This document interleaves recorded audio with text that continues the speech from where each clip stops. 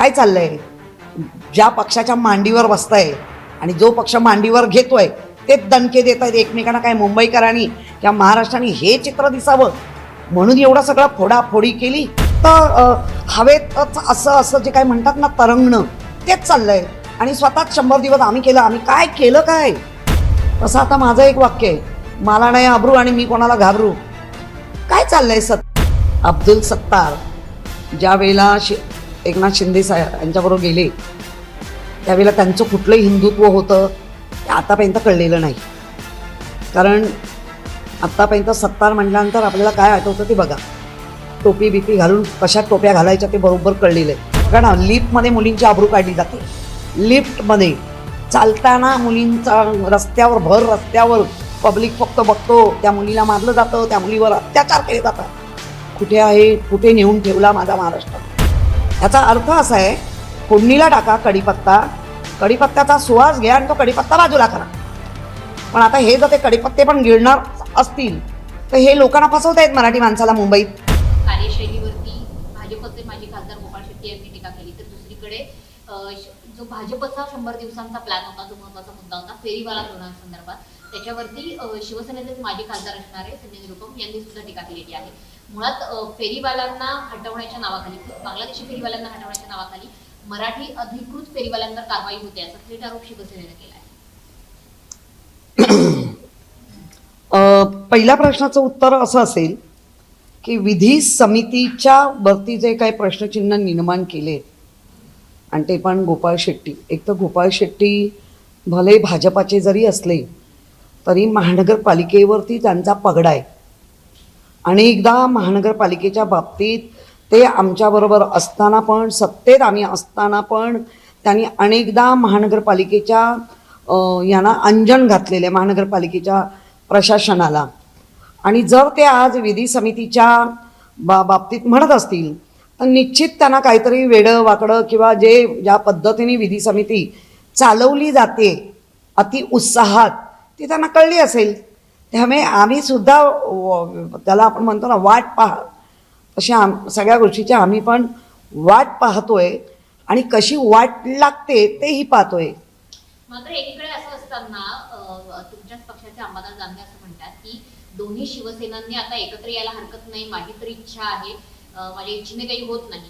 कुठे ना कुठे संकेत आहेत का दोन्ही शिवसेनांनी एकत्र येण्यात? नाही, मुळामध्ये एक दुसरा प्रश्न मगाशी होता की फेरीवाल्यांमध्ये रोहिंगे मिळत आहेत का, तर त्याचं नुसतं हवेतच असं असं जे काय म्हणतात ना, तरंगणं, तेच चाललंय. आणि स्वतःच 100 दिवस आम्ही केलं, आम्ही काय केलं काय? आमचं म्हणणं आहे फेरीवाल्यांमध्ये जर चुकीची लोक आहेत तर ती काढली पाहिजे. आता दाखवा ना कुठून काढली, कशी काढली, काय केलं. उगाचच आज जे त्या निरुपम, काय त्यांचं नाव, संजय निरुपम, काय चुकीचं बोलले? म्हणजे त्याच्यावरती त्यांना कळलं की जय श्रीराम करून आमच्या युपीवाल्यांची मतं मात्र घेतली आणि आत्ताच आमच्याच गोरगरीब जे कोण युपी बिहार किंवा ह्याच्यातनं येणाऱ्यांच्या पोटावर पाय देत आहेत. आत्ता संजय डोळ्यावरची, म्हणजे संजय कोणाच्या डोळ्यावर पट्टी बांधून बघत होता, ती वाटतं त्यांनी आता पट्टी काढली संजयनी. संजय वाच ज्याला म्हणतो ना महाभारतात, तसं आता संजयनी दुर्योधनाच्या, कोणते दुर्योधन नाही, दुर्योधनाचे वडील. काय चाललंय?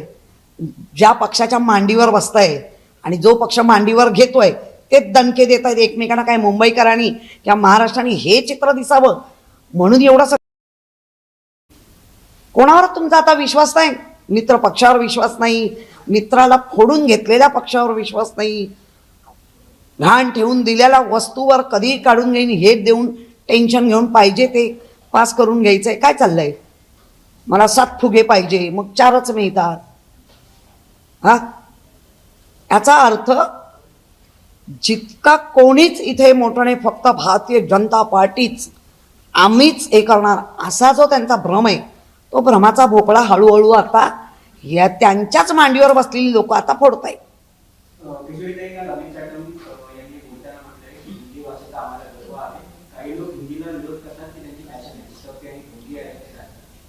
महानगरपालिकेचं इलेक्शन चालत होतं तेव्हा अगदी आम्हाला विरोध आहे, आमचा असं नाही, आणि आता आले मूळ पदावर. आमचाही हिंदीला नक्कीच विरोध नव्हता. हिंदी हा कुठच्याही शहराची किंवा कोणत्याही ह्याची भाषा नाही. हिंदी हा आपली एकमेकांना ओळख किंवा व्यापार अशी भाषा आहे. ती काय मूळ कोणाचीच नाही. म्हणजे मग तामिळनाडूमध्ये हिंदी आहे तर नाही, केरळमध्ये हिंदी आहे तर नाही, हैदराबादमध्ये हिंदी आहे तर नाही. ही सर्वांना एक नीट कम्युनिकेशन व्हावं एवढ्यासाठीच. याचा अर्थ असा आहे, फोडणीला टाका कढीपत्ता, कढीपत्त्याचा सुवास घ्या आणि तो कढीपत्ता बाजूला करा. पण आता हे जर ते कढीपत्ते पण गिळणार असतील तर हे लोकांना फसवत आहेत मराठी माणसाला मुंबईत. आमचं म्हणणं आजही तेच आहे, पुढेही तेच राहणार. मराठीच आमची पहिली मायभूमी आणि मायभाषा, आणि मराठीनंतर तुम्ही कुठलाही द्या. त्याला खरं म्हणजे हिंदीला कुठल्याच राज्याने हिंदी ही स्वीकारलेली त्यांची मातृभाषा नाही आहे. पण ह्यांना आता पुतना मावशीचं प्रेम येत असेल तर नाईलाज आहे.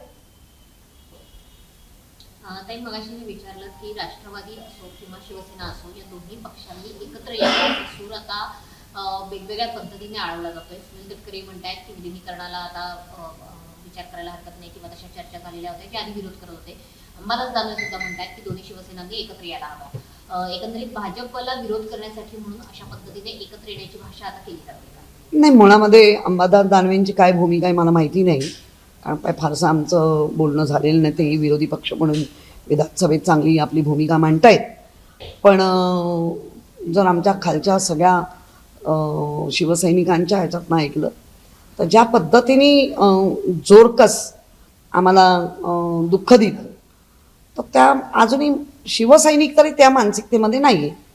आम्ही वरिष्ठ म्हणून अंबादास काय म्हणत असतील तर त्याचा अजून आमच्यापर्यंत, कारण आम्ही पण आमच्या पक्षाच्या मूळ याच्यामध्ये उपनेत्या म्हणून किंवा कोर कमिटीमध्ये म्हणून आम्ही आहोत, पण आमच्याकडे तसा अजूनही तरी तो सूर नाही आहे. लाडक्या बहिणीविषयी अनेक जणांना पैसे हे केले जाते, केवायसी मध्ये अनेक जणांना बाजूला करण्यात आले आणि ज्यांनी पुरुषांनी लाभ घेतला त्यांचे पैसे आम्ही परत घेणार अशा प्रकारचं मुख्यमंत्र्यांनी वक्तव्य केलं. बघा आता ना, म्हणजे काय, मी एक वाक्य जे जसं गोपाळ शेट्टी म्हणायचे, या मुंबईला वाली कोण, तसं आता माझं एक वाक्य आहे, मला नाही आबरू आणि मी कोणाला घाबरू. काय चाललंय सतत? त्या लाडक्या बहिणींना गाव पातळीवर एवढ्या चढवलात की बिचाऱ्यांनी बघितलं, त्या माझ्या माय बाता भगिनीनी, मुलाला नोकरी नसली तरी चालेल, माझ्या सुनेला नोकरी नसली तरी चालेल, माझ्या घरात शेतकरी म्हणून काय आलं नाही तरी चालेल, 1,500 मिळत आहेत ना, भरभरून मतं दिली. आणि आत्ता त्यांना माहिती आहे आता 2 वर्ष इलेक्शन नाही, 2029ला सांगतील आता तुम्हाला 2100 देतो, पुन्हा असाच बाजार मांडतील, असेच पुरुष भुणगे बाकी जे सगळ्यांना घेतील. आता लाखोनी करोडोनी तुम्ही महिला कमी केल्या, मग तेव्हा का ना हा सगळा वापरला का? राज्य सरकारचा पैसा, या टॅक्स पेयर लोकांचा पैसा अशा आना त्यांना म्हणजे मार्गाने फक्त तुम्हाला खुर्चीत बसायचं म्हणून वापरलात. आणि फक्त त्याला एक गोंडच लाडकी बहीण हे नाव दिलं. काही नावं देत आहेत आता, लाडकी सुनबाई, लाडकी बहीण, लाडकी कामवाली, आणि त्यांच्या पदरात काय फक्त 1500चा गोटा. शिकलेली सवरलेली मुलं बेरोजगार आहेत, त्या मुलांकडनं बिचारांकडनं रागाच्या भरात आत्महत्या होत आहेत, रागाच्या भरात मारामाऱ्या होऊन खून पाडतायत, बरेच तरुण पोरं मग जेलची हवा. काय चाललंय या महाराष्ट्रात? मुंबईला पाणी पुरवठा करणाऱ्या 7 धरणांपैकी एक जो अप्पर वैतरणा तलाव आहे तो आटलाय. आता 6 धरणांचा पाणी पुरवठा होईल. सध्या जर पाहिलं तर 15% पाणीसाठा शिल्लक आहे. तर पाऊस जर लांबणीवर पडला तर मुंबईकरांपुढे मोठं संकट उभं राहू शकतं. मुंबई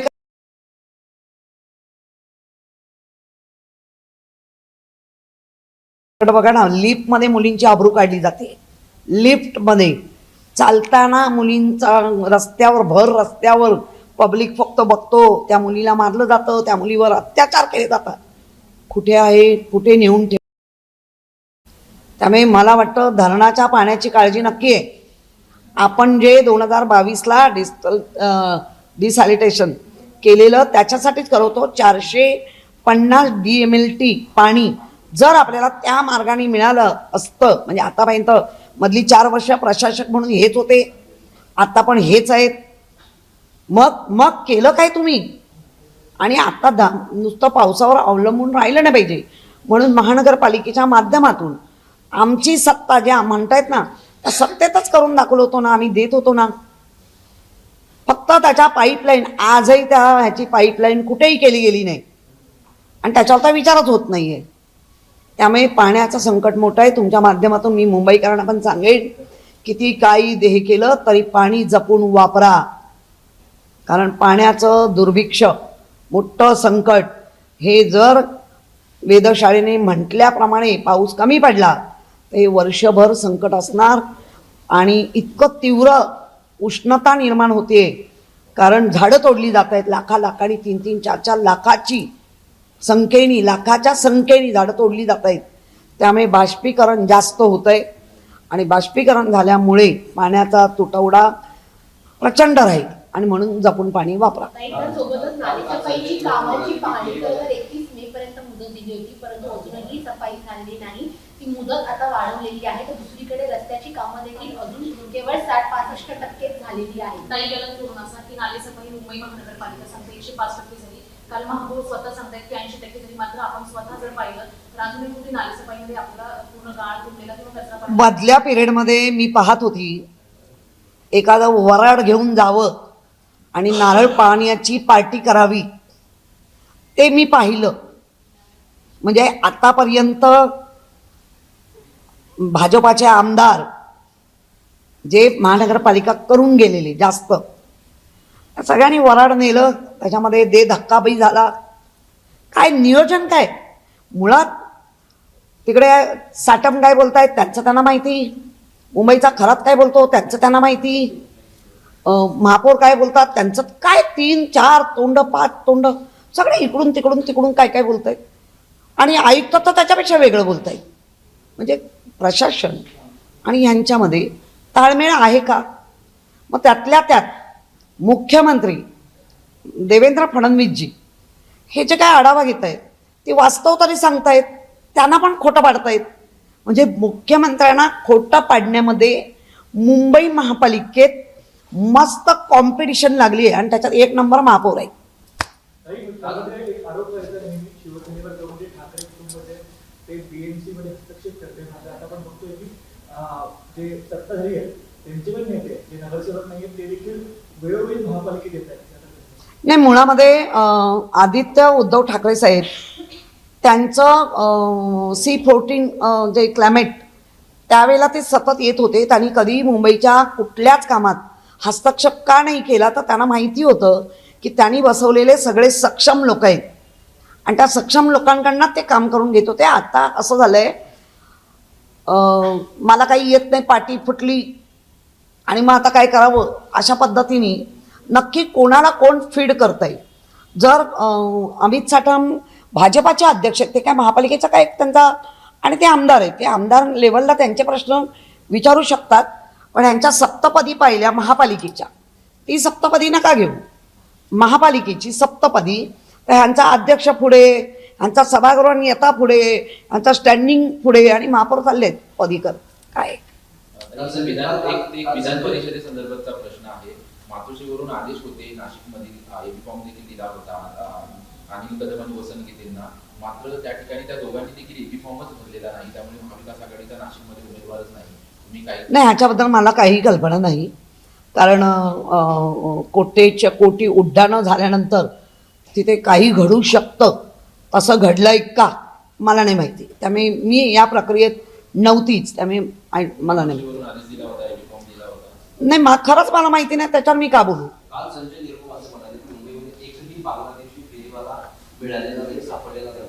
तर दुसरीकडे किरीट सोमय्या मुंबईमध्ये बांगलादेशी फेरीवाले आहेत म्हणून मुंबई महानगरपालिकेला कारवाई करण्यास सातत्याने भाग पाडण्यात कसं बघताय?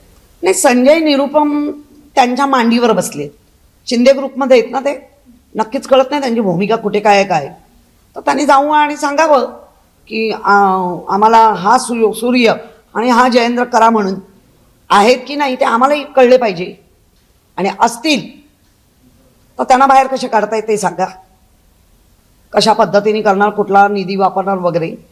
आणि जर तुमचं रोहिंगे वगैरे इतका राग आहे मुसलमानांवर, तर या 8 लोक जे आज आमच्याकडे MIMचे नगरसेवक आहेत, त्यांना 3-3 करोडची उड्डाणं का दिली? 3-3 करोड त्यांना फंड दिला. जिथे मराठी भाषिक किंवा मराठी माणसं जी आहेत ज्या आमच्या एरियात, तिथे फंड नाही दिला. आणि जिथे खूप मोठ्या प्रमाणात मुस्लिम, आम्हाला फंड दिल्याबद्दल राग नाही, दिलाच पाहिजे. मुस्लिम असो, हिंदू असो, ख्रिश्चन असो, कोणी त्यांच्या विभागात तो विकास झालाच पाहिजे. पण मग इकडे एका बाजूला मुसलमानांचा प्रचंड राग करतात.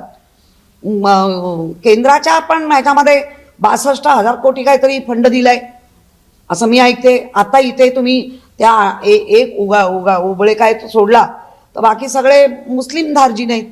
मग त्यांना का फंड दिला? म्हणजे तुमची नक्की भूमिका काय? कोणाला गुमरान करताय? फंड दिलाय ना, त्याच्यावर का नाही इन्क्वायरी होत? मग का दिला म्हणून? मग तुमचं तिकडे साठेल होतं आणि उगाचाच गोर गरीब कोणी असेल, मग तो बिहारी असेल, UP असेल, राजस्थानी असेल, मुस्लिम असेल, या कोणी असेल, फेरीवाल्यांचं हातावरची पोट आहे. नक्की त्यांना शिस्त लागली पाहिजे. नक्की आता त्या आपल्याकडे तर 1 लाखाच्या वर नोंदणी आहे, त्याला अजून मान्यता नाही मिळत. आणि नुसत्या रोहिंग्यांच्या नावावर मग जे कॉलेजच्या बाजूनी जे ड्रग विकतायत नायजेरियन, जे चांगल्या कॉलनीत राहत आहेत, त्यांचं काय करायचं? त्यांचं बघताय का? म्हणजे कारण नसताना हिंदू मुस्लिम करून फक्त वाद लावून पेटवून ठेवायची.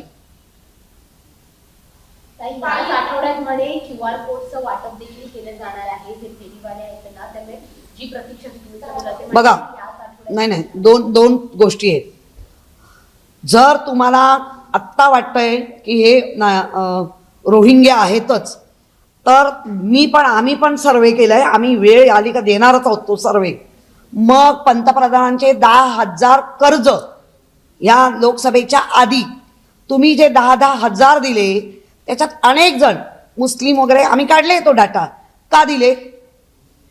पंतप्रधानांचा 10,000 कर्ज प्रत्येक फेरीवाल्याला दिला गेला. तेव्हा तुम्हाला कळले नाही हे रोहिंगे आहेत, हे मुसलमान आहेत, किंवा हे काय जे काय सगळ्यांना दिलेत कर्ज. आत्तापर्यंत काहीतरी 3 का 4 हजार त्यांचे फेडले गेलेत. का दिले? तेव्हा नाही कळलं लोकसभेला ह्या रोहिंग्यांची मतं नको. ते कर्ज का दिला हा प्रश्न तुम्हाला पण पडला पाहिजे. का? म्हणजे काल काय केलं, आज विसरायचं, आज काय केलं, उद्या विसरायचं. कर्ज दिलेत 10,000 आणि सगळ्यांची नोटिंग आमच्याकडे आहे. त्याच्यात कितीतरी 60-65% मुस्लिम लोकांनी कर्ज घेतलंय फेरीवाल्यांनी. मग आम्ही म्हणायचं का ते रोहिंगे आहेत? आणि जर रोहिंगे आहेत तर दिलं का नाही तपासणी झाली? आरे कॉलनीमध्ये आता एका अनधिकृत मशिदीवर म्हणजे पालिकेने कारवाई सुरू केली आहे, तोडकाम सुरू केलं आहे. आपण पाहिलं की बँड्रामध्ये, गरीबनगरमध्ये अशा एका अनधिकृत मशिदीवर बघा, मस्जिद किंवा मशीद म्हणून न बघता आपली अनेक देवळंही तोडली, अनधिकृत होती ती, असं नाहीये. त्यामुळे त्याला तो रंगत नाही लावला पाहिजे. अनधिकृत बांधलं ना, मग ते मस्जिद असेल, काही जे काही धर्माचं अनधिकृत असेल तर ते महापालिके किंवा ज्यांच्या अंडर म्हणजे राज्य सरकारच्या, त्यांनी ते कारवाया कराव्या, पण त्याला रंग देऊ नये. वृक्ष प्राधिकरणाची नुकतीच बैठक झाली. 5 ते 6 त्याच्यामध्ये प्रस्ताव मंजूर करण्यात आले. नवीन कोस्टल रोडची 2,000 झाडं कापून मुंबईमध्ये त्याचे पुनर्वसन करायचे. मुळामध्ये कोस्टलच्या ज्या आपल्या कोस्टल पण त्यांनी पाहिला, अश्विनी भिडे मॅडम त्या आपल्या आता आयुक्त आहेत. आणि कोस्टलच्या वर्सोवा ते दहिसर हा जो फेज होता तो 2-2 किलोमीटरनी बदलले गेले. का? आता पैसे जास्त लागतात म्हणून. खरं म्हणजे असा विचार व्हायलाच नाही पाहिजे होता. ज्या आम्ही करता असताना तो सांगितला होता की 65 वर्षापूर्वी 75 वर्षापूर्वीची झाडं तुम्ही बेदिक्कत कापणार आहात. मार्ग आहे पण तो मार्ग घेत नाही आहेत. मुंबईकरांचा किंवा झाडप्रेमी लोकांचा, निसर्गप्रेमी लोकांचा अपमान होतोय. आणि बहुमताच्या जोरावर भाजप तिथे चुप्पी घेऊन बसलाय. भाजप याला काही फरक नाही पडत आहे. कोणी काही बोलत नाही, आम्ही विरोध करतो की आमचं म्हणणं आहे ते जे पहिलं ॲलिव्हेशन होतं, पहिली जी ठरलेला नकाशा होता त्याप्रमाणेच करा ना. त्याला 2 किलोमीटर तुम्ही इकडे तिकडे हलवल्यामुळे डायरेक्ट ते नाना नानी पार ह्याच्यामध्ये ते गेले. मुळात कोस्टल रोड म्हणजे पाण्याचा रोड, तिथे कुठे नाना नानी पार्क आणि ते किती लांब आहे. पण अतिशय मुंबईकर दुःखी आहेत, कष्टी आहेत, झाडांची कत्तल होते. तुम्ही जर मागचा इतिहास बघाल तेव्हा पण उद्धवजींनी तेच सांगितलं होतं, आरेमध्ये करू नका, मेट्रोचं स्टेशन होणार नाही. खाली मिळालंच नाही, दलदल आहे ना खाली. मग तुम्हाला शेवटी ह्यालाच जावं लागलं ना, विक्रोळीला. मग पहिलंच विक्रोळीला गेलं असतं तर आरेची झाडं तुटली नसती ना. तो जो हाय आहे लोकांचा तो वाचला असताना. याचा अर्थ विदाऊट जे कोणी ज्याला आपण सल्लागार म्हणतो, तो सल्लागार नक्की कुठला सल्ला देतो हेच कळत नाही. ताई 65 कोटी रुपये महापौरांनी त्यांच्या विभागामध्ये खर्च केलेले आहेत अशी माहिती मिळते. या संदर्भात आपल्याला काय माहिती का आणि कसं बघताय? नाही काय बघणार, 65 कोटीला चांदीचे सोन्याचे त्या खंडोबा टेकडीवर लावणार असतील तर चांगलं आहे.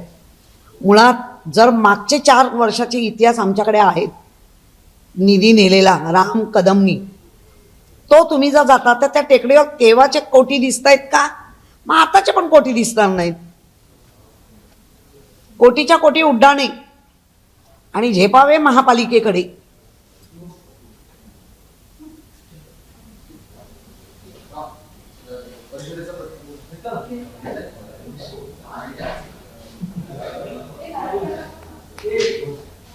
नारळ पाणी बॅन आहे बाहेर रस्त्यावर, तिकडे पे.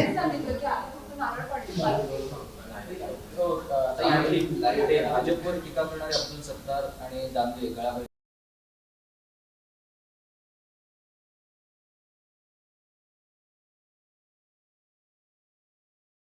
एकनाथ शिंदे यांच्याबरोबर गेले त्यावेळेला त्यांचं कुठलंही हिंदुत्व होतं ते आतापर्यंत कळलेलं नाही. कारण आत्तापर्यंत सत्तार म्हटल्यानंतर आपल्याला काय आठवतं ते बघा. टोपी बिपी घालून कशात टोप्या घालायच्या ते बरोबर कळलेलं आहे. त्यामुळे दानवे आणि ते जर गळाभेट घेत असतील तर नक्की दिवस कोणाचे संपत आले, दानवेंचे की सत्तारचे? ते असं देखील म्हटले की भाजप हा स्लो पॉइझन पक्ष आहे, हळूहळू मित्र पक्षाला बाजूला करतो. तुम्हाला अनुभव आला होता का? त्यांना देखील अनुभव आला. भाजपचे हात आणि पाय छाडल्यानं मी त्याच्यावर नक्की नाही बोलणार, कारण इतकं काय काय घाण मीम्स येत आहेत काय काय छाटलं म्हणून, त्याच्यामुळे मी बोलणार नाही. आणि स्लो पॉयझनिंग आहे हे इतका उशिरा का कळलं? जर आमच्याबरोबरच असताना कळलं होतं तर मग तुम्हाला स्वीट पॉयझनिंग मिळणार होतं का, मिळालं होतं का? आणि आता ते स्वीट गेलं आणि फक्त पॉयझन राहिलं. आणि या अशा लोकांच्या नादाला न लागलेलं बरं. आणि मुंबईकर म्हणा, महाराष्ट्र म्हणा, काय चाललंय असा प्रत्येकाला प्रश्न पडला. आता लोक बातम्या बघायच्या बंद करायला लागले. मुंबई महापालिकेत सत्तेवर आल्यावर बांगलादेशी रोहिंगे फेरीवाल्यांवर कारवाईचा बडगा उगारण्याचे सुतोवाच करणाऱ्या महापौर ऋतू तावडे यांनी आतापर्यंत किती बांगलादेशी आणि रोहिंगे सापडले, तसेच किती जणांवर कारवाई केली, याबाबतची माहिती मुंबईकरांनी द्यावी असं आवाहन विरोधी पक्षनेत्या किशोरी पेडणेकर यांनी केलंय. त्यांनी फेरीवाल्या या विषयावर आज मुंबई महापालिकेच्या मुख्यालयात त्यांच्या दालनात आयोजित पत्रकार परिषदेत बोलताना सत्ताधाऱ्यांना लक्ष्य केलंय.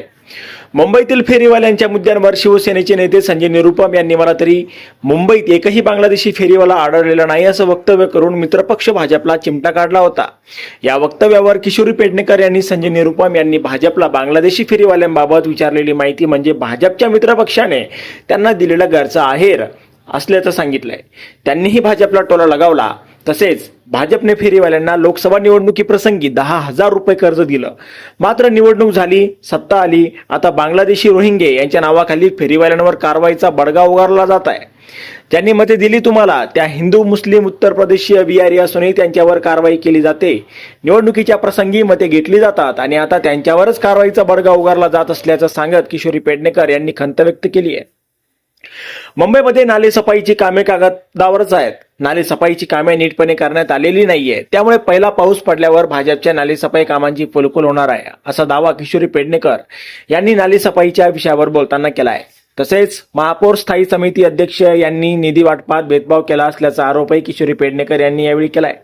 आता यावर तुम्हाला काय वाटतं? तुमचं मत कमेंट बॉक्समध्ये लिहायला अजिबात विसरू नका. व्हिडिओ आवडला असेल तर जास्तीत जास्त शेअर करा आणि आतापर्यंत मराठी जनता आपण आपल्या या चॅनलला सबस्क्राईब जर केलेलं नसेल तर चॅनलला सबस्क्राईब करा.